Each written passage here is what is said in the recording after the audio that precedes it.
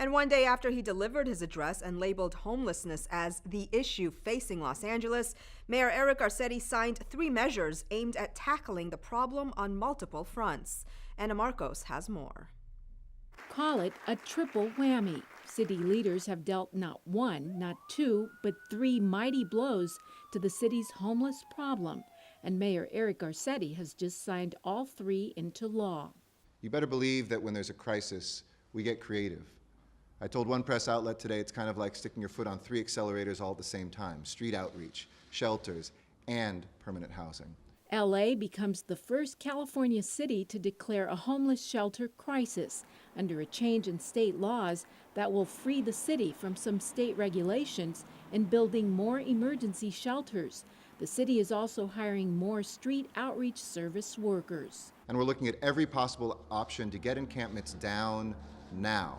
The crisis that we have to respond with the intensity that crisis faces us. Another law, the Permanent Supportive Housing Ordinance, streamlines the approval process for developers who build housing for the homeless.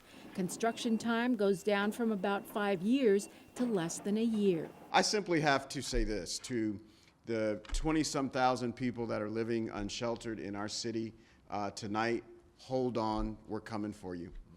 To every neighborhood that puts up with encampments and folks living in alleys and sewers and everywhere else folks can get, hold on, we're finally coming for you.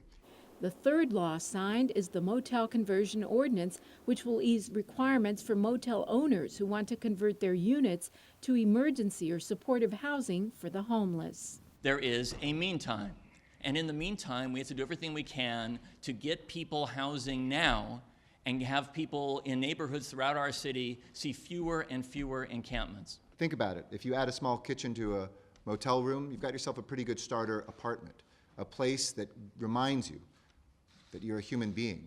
The city has also voted on a plan to install trailers near El Pueblo to house the homeless. More trailers could soon pop up throughout LA.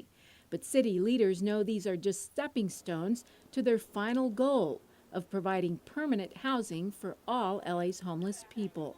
I'm Anna Marcos for LA This Week.